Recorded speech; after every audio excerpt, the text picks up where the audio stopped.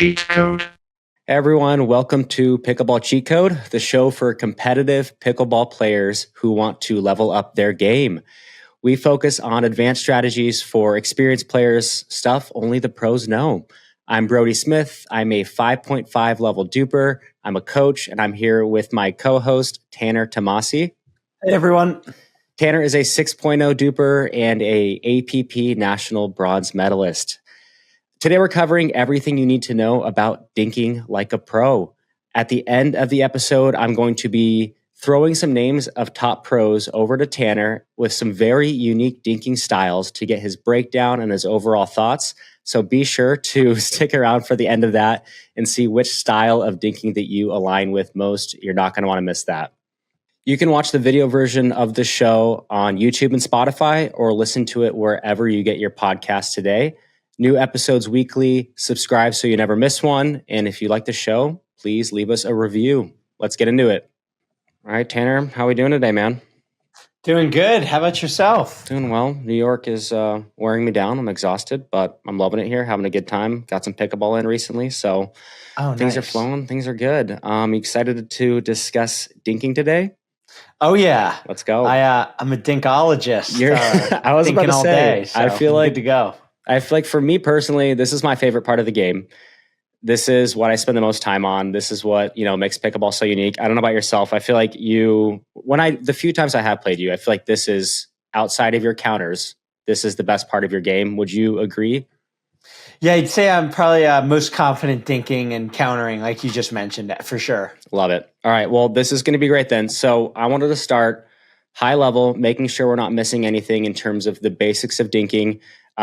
Cover some things that it's easy to forget. It's always good to get a reminder and a refresher on things. But this might be new for some people as well.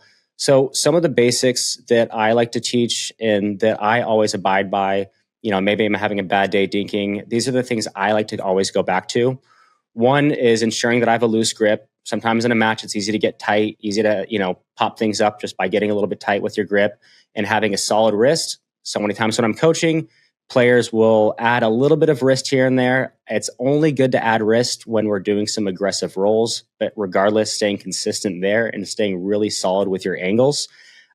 Footwork, I think, I can go on and on about the importance of footwork and why it is the most important thing when it comes to dinking. That's just me, at least. And then staying compact and out front. Those are my, so to speak, pillars of dinking and what I always like to focus on. Tanner, what are some constant reminders that you give yourself in a tournament when you're drilling to ensure that you're being as consistent as possible and dinking at the highest level?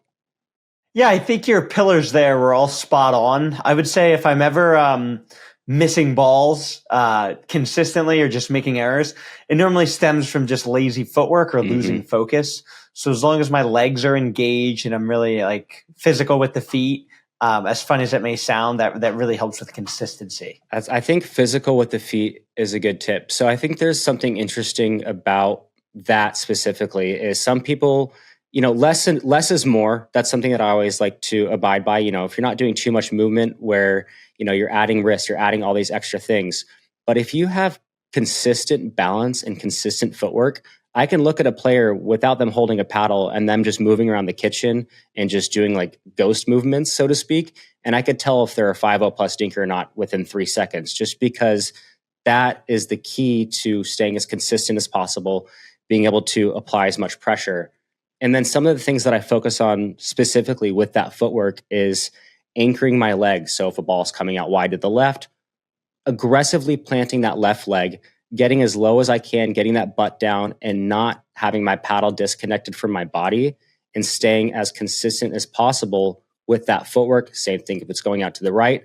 If I'm ever off balance in any way, I'm missing the dink. I don't know about you, but that consistency of making sure that you're staying out front and planning those legs accordingly, depending on where the ball is, that's something that you just see the highest level players doing, dink in and dink out, so to speak.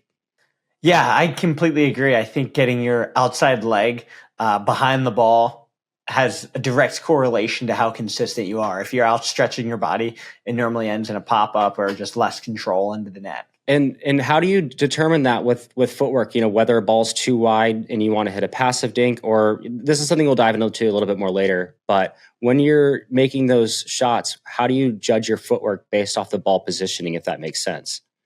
Yeah, I'll judge it from, I think, the shot that I hit. So if I'm hitting a soft dink, say to the middle of the court, if I hit a soft dink toward the middle of the court, most likely the opponent can't hit a really aggressive dink off of that. So I'll normally set myself up for maybe like a two-handed backhand roll dink, knowing that it's probably going to come soft. Yeah. Where if I push like a dink out wide, if I don't hit it aggressively, I can anticipate that they're probably going to hit the ball aggressively to me. So then that's when I'll kind of shorten everything up and look to chip their ball out of the air or just catch it before it does too much. And when I've watched you dink too, and I've noticed that as well, and something that I noticed that you do really well is you let the ball drop. So many players, they'll be rushing, and right when that dink hits, it bounces, it hits his apex off the bounce. Players will be rushing to hit it right there. I think something that's really key to focus on is let that ball hit the apex after the bounce, it comes up high. And then as soon as it starts hitting its descent, you should be planted, locked in, and ready to brush through that ball and be able to hit low to high on that dink. And I think having that mentality helps you not rush the game. If you watch pro players play, if you're watching Tanner out there competing at the highest level, one thing that you notice is that the game looks slower. If you go watch 3-5 players play, maybe 4-0, 4-5, whatever it might be, the game looks faster, but for the wrong reasons. Is that something that you've noticed too, Tanner? Yeah, that's a good point. I think maybe in those lower levels, it's kind of just like a wild, a more frantic. It's like a rodeo. Whereas when you're playing maybe like players where everybody kind of respects each other's hands, everybody's very cautious to pop a ball up because it'll get flicked. Mm-hmm. So it's just softer and slower to ensure that the ball bounces, so the attacks are just reduced. 100%. And when I'm in an intense dink battle, you got to respect people's hands, like you said, especially when you're playing better players. I always have a 3-step mental process for ensuring that my footwork is consistent. So if I see a ball come out wide, for example, or it's coming into, one of my feet at a tough angle, one, I'm going to have speed to the ball, right? And I'm going to plant. That's number one, speed to the ball, and then getting your footwork ready. And then I'm going to plant my right leg or my left leg, depending on where it is. And then I'm going to ensure my balance point. So once I get that planted, that's step one. And then step two, I'm just focusing on hitting that dink, going low to high, as easy and simple as that sounds. But the reason why I'm mentioning this is because I think it's so important to separate into these different steps. Because step three, moving your body out of the dink. So often players are moving while they hit the dink, but I think it's really important to be planted, lifting low to high on that ball, and then your body's naturally going to follow you through that shot. You don't need to be swinging all at the same time. That's where I see players at the highest level even sometimes popping a ball up because they're planting, they panic, and then they try to come out of the shot while they're moving their body at the exact same time. And that's where I see errors come left and right for a lot of players' games, even at a high level. Yeah, I would say everything you said is spot on. You want to just mentally stay really calm and focused, and that'll lead to just consistency. And something else that I want to dive in, so that's a good building block to have, is push dinking versus passive dinking. How do you decide in the middle of match when to do what, and when are you applying the pressure, and then when are you hitting those passive shots? Yeah, I would say the main determinant is probably just self-confidence in the moment. If it's a tighter game, you're going to be more prone to push dink. If it's early in the match, you kind of want to dictate and gain control, so you'll be more likely to aggressively dink. Mm-hmm. I know for me personally, I've been spending just so much time on developing the two-handed backhand to really make it a weapon. So with that's just inherently an aggressive shot. I think whoever is more aggressive generally is going to win just because they get more pop-ups. Gotcha. But that means more aggressive, more consistently. You can be aggressive, but if you're missing, it defeats the purpose. So I guess with that, that's something interesting. And I feel like so many more players are developing that backhand roll, getting really aggressive with that, getting their butt that's like touching the ground and coming up and brushing really high in the ball. When you get pulled out, because you're a lefty, so if you get pulled out to the right, how often are you hitting that roll versus just hitting a backhand chip? Like you said, is it the same answer that you just gave in terms of it really depends who you're playing? Or are you really trying to incorporate that backhand roll? Because you can still hit a backhand roll passive, right? You're not hitting that, and doesn't have to be the sharpest angle. You can still have high margins on it. So how often have you been developing that, and how effective do you think that shot is for you specifically? So in my drilling sessions recently, I've been drilling with Max Freeman, who's a PPA signed player. He has some good wins, and he's a left-handed player as well. And what we'll do for a solid 45 minutes to an hour is only dink right to right as aggressively as possible. And why we do that is just to try to gain confidence being able to handle a dink that's more aggressive. Now, in the moment, if I'm in a tournament and somebody hits a really aggressive dink to me, I'm going to slice it back because I want to have full confidence that I'm going to make it. However, by me developing this with Max, it gives me the confidence on a ball that doesn't come super fast or aggressive that I can just roll it back 100 out of 100 times. So I would say, like my original point, depends on your confidence level. But the key to the two-handed backhand roll is just to be consistent and that it sets up other shots in the match. Meaning if you roll, that sets up like a speed up off the bounce or a flick out of the air. The trap that people fall into, and the two-handed backhand is so unexplored. It's so new to pickleball. It is. Because of the paddles. This is the trap that everybody falls into. Ben Johns is the one who isn't in the trap. But if you watch, this is what it is. People will just roll to roll. They'll hit the two-handed backhand. They'll roll the next one, roll the next one, roll the next one. The whole point of the shot is you roll the backhand and look for a flick. But people are keeping two hands on the paddle. And then when you roll the ball, they're getting a pop-up that's landing behind the kitchen line, but they're with the two hands, so they don't do anything on it. So it defeats the entire purpose. Interesting. That's a good point. Because typically, if somebody's giving me a sharp backhand roll, it can be scary sometimes because that ball can be dipping hard. I typically short hop it and hit that defensively. I just can't roll it back. I panic. I feel like it just doesn't work for me. And I feel like strategy-wise, it doesn't make that much sense either. So I kind of just give it a light shovel. Or like you said, I chop it. But the other risk of that too is I feel like those balls are very quote unquote ATPable. I don't know if you see that too, because it's when they come out wide, they're rolling. So if you anticipate it and somebody's doing that consistently and they're not putting depth on the ball, I feel like you can ATP those all day. But that's just the one con of it. And then it's a lot of legwork too. You're getting down there and you're squatting like just nonstop. I don't know how you do that for 45 minutes with your drilling partner there. Yeah, it's a workout for sure. I was about to say, are you getting as low as like James Ignatowicz, for example, whose butt is rubbing the ground?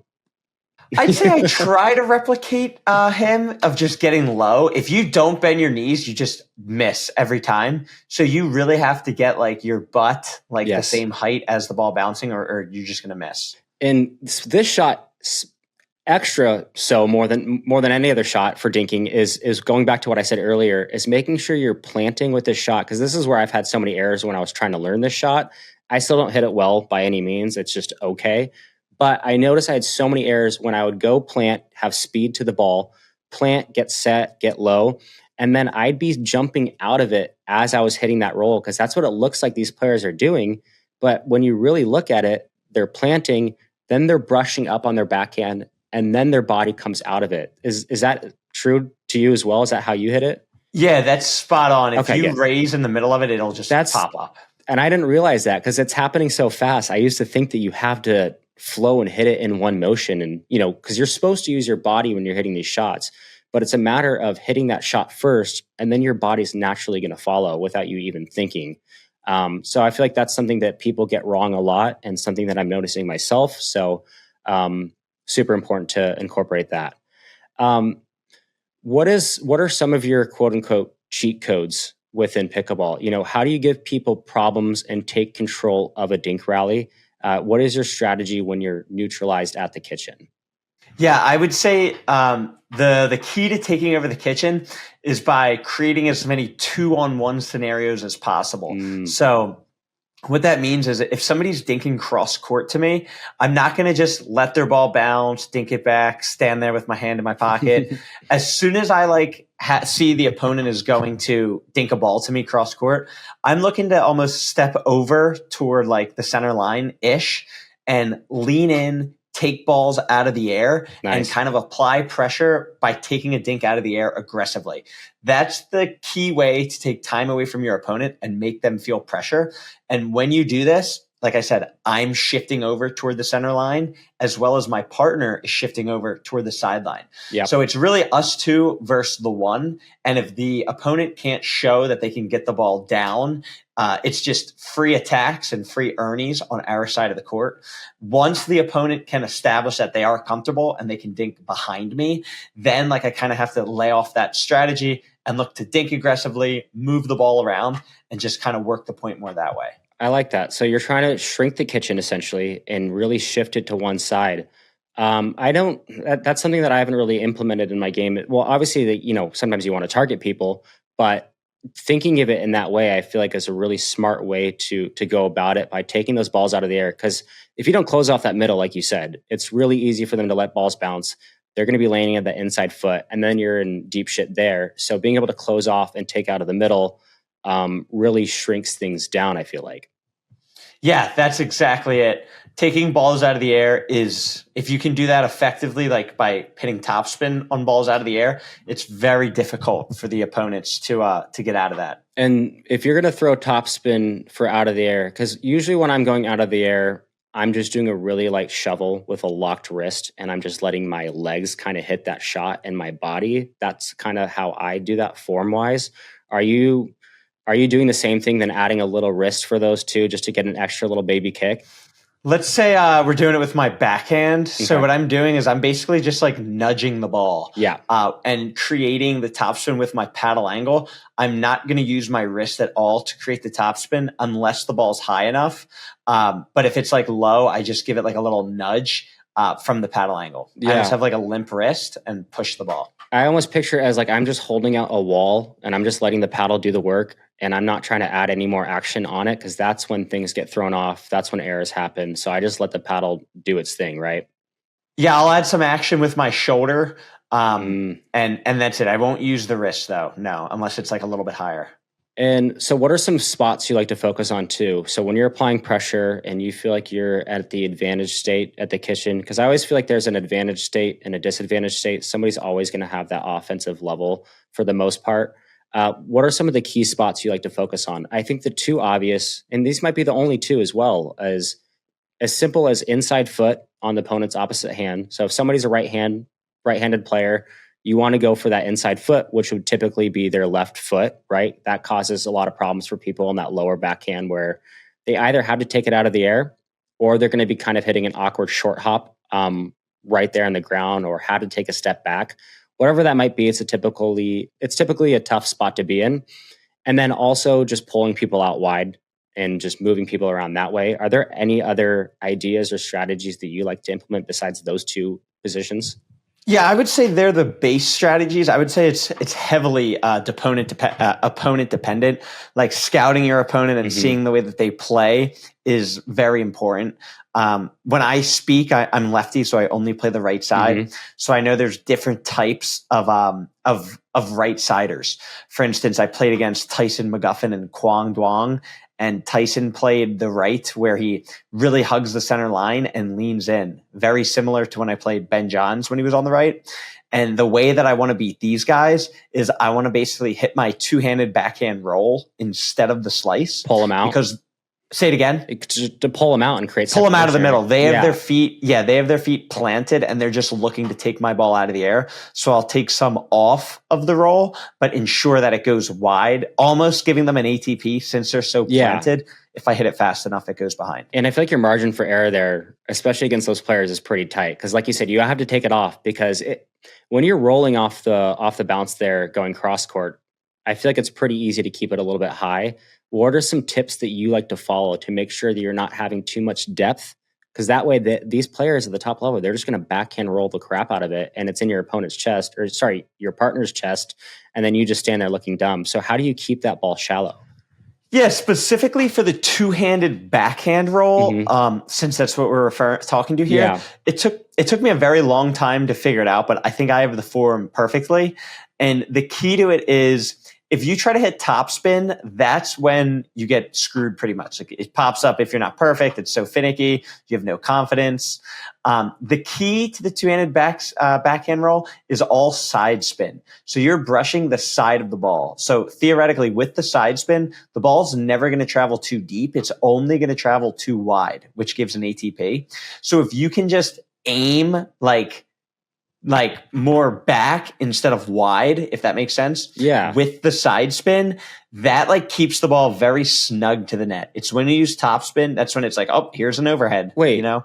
Break that down for more, because I feel like you're blowing my mind. I feel like I always thought this was a top spin base shot.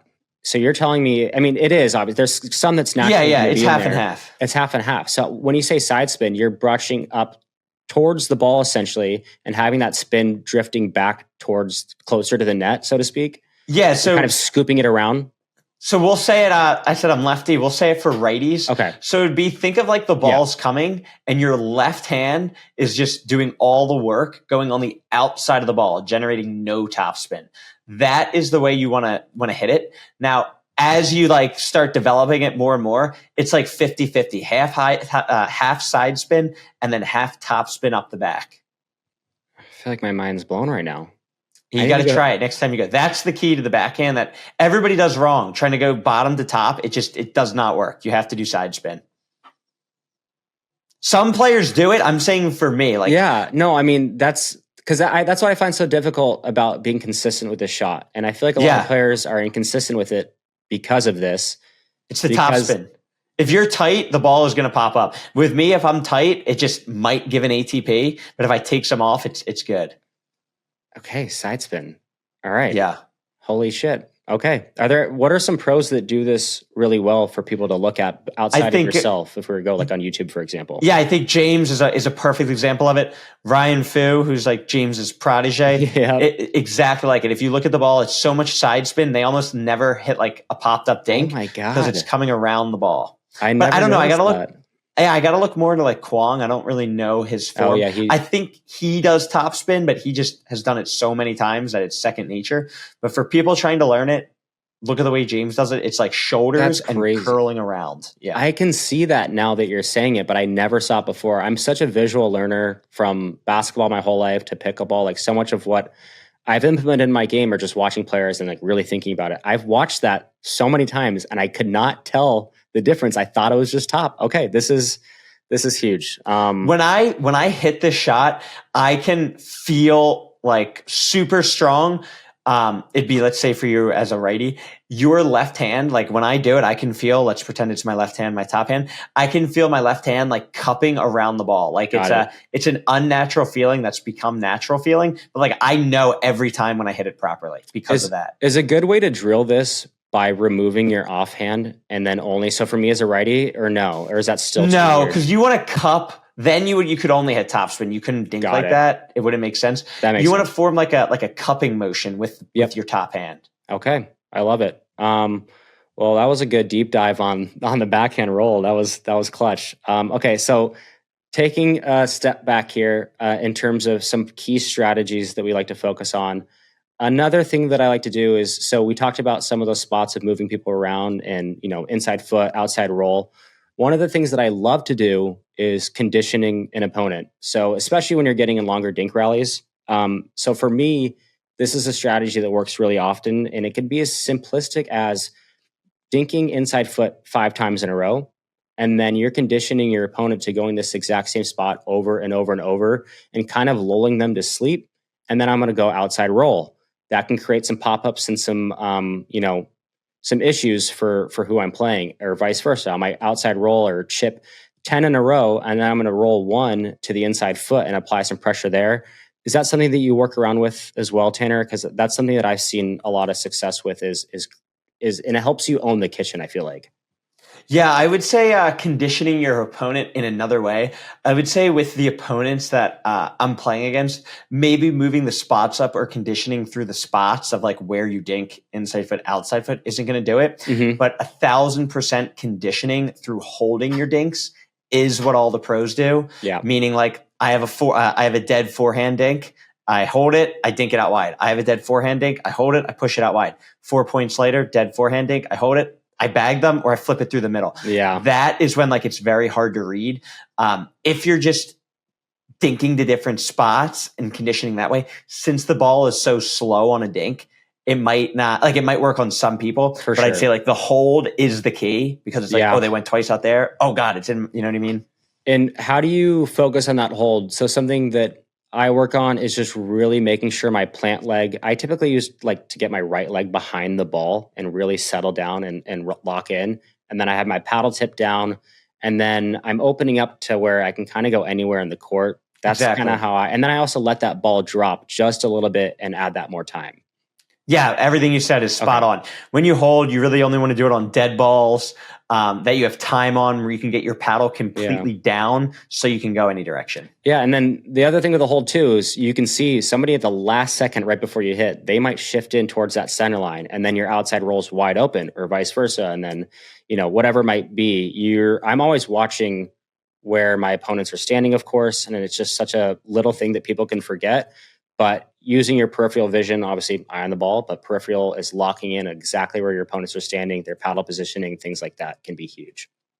One thing that I've been experimenting with, and I love it. I've been doing it in tournaments. I wish I had a clip of it. I don't, but it's been working on rec against some like extremely good players, like high level PPA players, is like a dink to my backhand. Like I roll it. I'm earning the two-hand roll. I'm earning the dead ball. I'll hold. I'll say speed it up, whatever. And then a couple points later, exact same ball, I'll hold. And then I'll use my top hand to snap it all the way back cross court for an aggressive dink. And they're stuck covering the middle, and it's a winner. Yep. And if it's set up properly, it's like an elite shot that I haven't seen anybody do. I'm coining it the Tanner T. The Tanner T. All right. All right. Do you coin that yourself?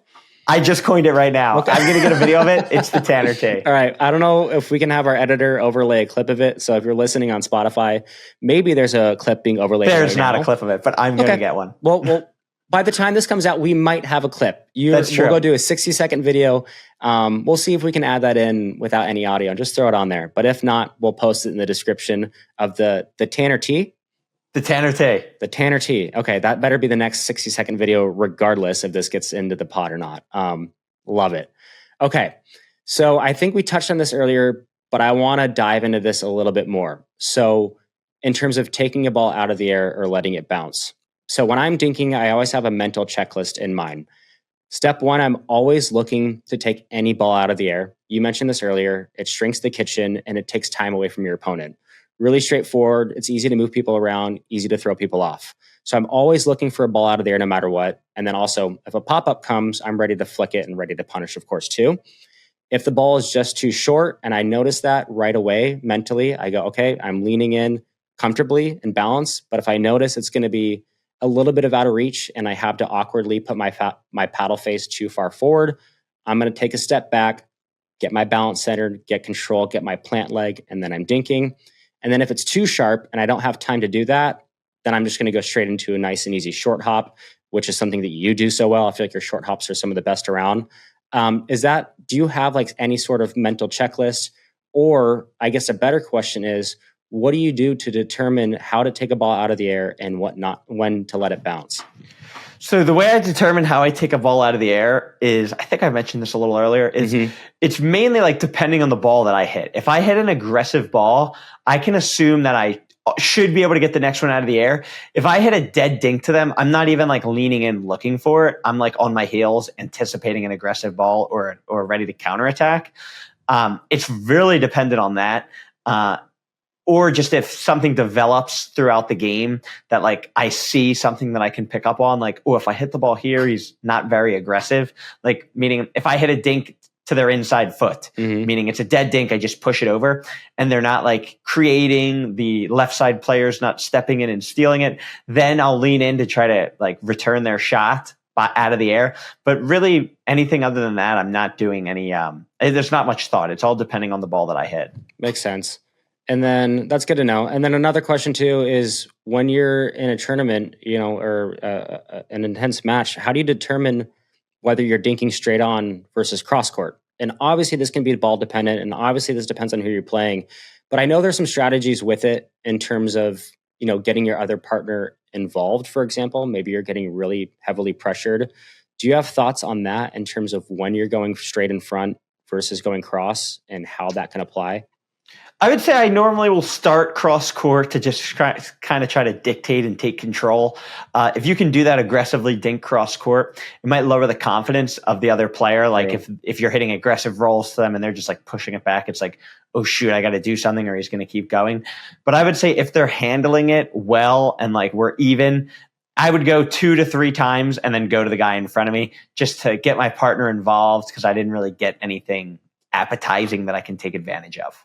Gotcha. Makes sense. Okay, well, let's wrap things up here. I feel like we covered a lot. That was great. One of the things that's always good to do, I think, at the end of these episodes is how do we get better? How do we make this into a cheat code for ourselves? So what are some of these drills that are best to work on with dinking? I think obviously it's so easy to get dinking reps. First thing you do when you go out there with your partner is just hit some straight on, hit some cross court, one way, backhands, hit cross courts, the other way, forehands. And as simple as that. But some people don't go beyond that, besides maybe gamifying a little bit. What are some of the main drills that you like to focus on that you feel like has helped you take those next steps in your game? Obviously just reps, like we said, but a fun game that you can do for dinking is called a Tugofwar, where you start out, say you go cross court with each other. You start out, you both have the same score. So you just have 5. That's the only number there is. I have to get to 10. You have to get to 0. So it's at 5. Every time I score a point, I go to 6. Let's say I miss, it goes back down to 5. The catch is when you get to 9, when I get to 9, or if you get to 1, if you miss the ball, then when you would win the game, you go back to 5. So it resets the score entirely. So this is really a good way to just add pressure and make sure that you're good under fatigue. I love it. Yeah, I think you did a video on that too. And is there value to doing 3-man drilling for dinking versus just 1? I know when you're working on speed ups and other options too, but specifically to dinking, what are your thoughts on getting 3 people involved for drilling versus just 1-on-1? Yeah, I think 3-person drilling is better than 2-person drilling or 1-on-1 always. The only downside of it is less reps for the player that's not cross court. So the 2 players, the guy that's in front, he just doesn't get as many touches. So if you have some friends that maybe you're better than and they're just like fine with just helping you out, it's always good to be the one and just kind of dinking, moving the ball again. It's as game-like as possible. That's literally a game with you getting every ball. Exactly. Yeah, it's just hard for the two other people not getting a lot of touches. Just kind of sitting there watching. Yeah, you got to pay them off or something. Well, that's good. That's good. I love it. All right, well, let's wrap things up here in terms of what I mentioned regarding the end of the episode is some of the pros. There's a lot of different styles out there. So many people, as simple as dinking is, there's a million different ways to dink the ball. So I'm going to throw at you 5 different pros, and I want you to give me your take on their dinking and maybe rate their dinking level on a scale of 1 to 10. So first, J.W. Johnson, I want you to break down his style of dinking and what's unique about his. Yeah, I think his style of dinking is extremely passive because he has such good hands. So what's great about his dinking is that he's never really going to make errors because he's not really taking much risk. Yep. He lets his opponent kind of control and dictate. But as soon as they try to attack, he's just so fast that he's on the next ball. I would say it's a great style because it suits his game. Yeah. For me personally, I don't know if I would be comfortable dinking that dead. I really try to control and dictate. It's just my style. His hands are too good where it's perfect for him. He's going to make no errors and he's going to make the opponent beat him. He's never going to beat himself. And something that's interesting about his is his cup dink. I feel like he's coined that. How have you tried that? I feel like he's barely moving. His feet look like they're stuck in the mud. We talked about earlier about moving your feet a lot. Obviously, he knows what he's doing. But have you experimented with that at all in that cup dink? Because I haven't even tried it once. I can't even do it with my grip. Yeah, I have in the past. I don't know how effective it is. I think it's the same thing where it's kind of like, at least this is my take on it, it's bailing him out from not having to move his feet. So I don't know what that is, whether it's lazy feet. Not saying he's lazy by any means. I know, of course. But if the ball, this is the advantage, I think. If the ball gets behind him, he can keep his feet planted and still hit that dink. So if he pops that up, he's not out of position, so he can counter. Where if I have to back pedal to hit the ball and I pop it up, then my feet are out of position. I'm off the line. So then the opponents have the upper hand. But by him doing that, he's never out of position. Yeah. He's just sitting there, just staring you down. I like it. All right. Yeah. The two Annas, and you play against these girls sometimes too. I think Anna Bright pretty consistently too. So I wanted to couple them together because their styles are pretty similar. What are your thoughts on theirs? Yeah, you'd say they're very similar. They're extremely aggressive dinkers. They're the cream of the crop. They have the best backhand rolls, forehand rolls. I feel like their rolls are just terrifying. Yeah, it's very, very clean. If you hit like a dead ball, they'll be able to dictate and take advantage. And if the rally's 50-50, if you hit a dead ball, it'll quickly go to like 95-5. It's very hard to get back in it. I would say they're just unbelievable. I mean, they're the two best in the world. Yep. Love it. All right. Well, shouting out Team Carbon here, Thomas Wilson. I feel like mine's kind of similar to his. Obviously, his is 100 times better. But what are your thoughts there? And the reason why I noted his, and his is a little bit unique, and he's noted this too, his backhand dink isn't a strong suit. That's the same with me. So we do a lot of running around the forehand and a lot of athletic movement. Yeah, I would say Thomas Wilson's very similar to Jack Sock. It's just very effective at creating chaos. So by you running around the forehand, it's I would put it in the same category as holding a dink. When you run around the forehand, everybody kind of tenses up and like, oh shoot, oh shoot, oh shoot. There's just so many options. So by him, court, right? Yeah, by him consistently doing that, it opens up the court and constantly has the opponent on their heels. So that's like super effective if you're consistent with dinking while kind of moving. Yep. And we already touched on this, but I had it on my list. James Ignatowicz and Ryan Fu. I had to put them together since they're always grinding it out together. Oh, nice. Yeah, I think I almost touched on them a bit earlier on the episode. Sure. I think just super, super good when they're on with it. If they're missing, not that they miss by any means, but the two hand, if that's like your base, which I think for both of them, that's their base. If it's not working, it can get you into trouble. I think it's really important to have like your two hand backhand roll. Like your slice should be like almost like your default. Yeah. And then your two hand backhand roll is like the extra sauce. For them, it's the other way around, which is fine because they're so consistent at it. But they're like the only two players that I know that like are able to do that in pressure moments and not pop it up. Yeah. Last one, bonus one. Me, Brodie. I've only played with you like twice, but if I had to say from the times that I remember, I think you were solid and you were a good dinker. I think with that grip, it really allows you to dink aggressively. I can't recall if you were dinking aggressively, but with a semi-Western grip, if you really get your knees under it and fully commit to the dink every time, it can be really hard for the opponents to handle if you can commit to it and construct the point. Love it. All right. Well, you'll see it next time we play in our tournament together, as I always throw out. So when we do that in the next couple weeks, right? Yeah. So we'll make that happen for sure. Sounds good? Amen. Yep. All right. Well, that's all I got. Appreciate the time here, Tanner. That was fun. Dinking Like a Pro, episode 4, Pickleball Cheat Code. We'll see everyone next week. Thanks, everyone. See you guys.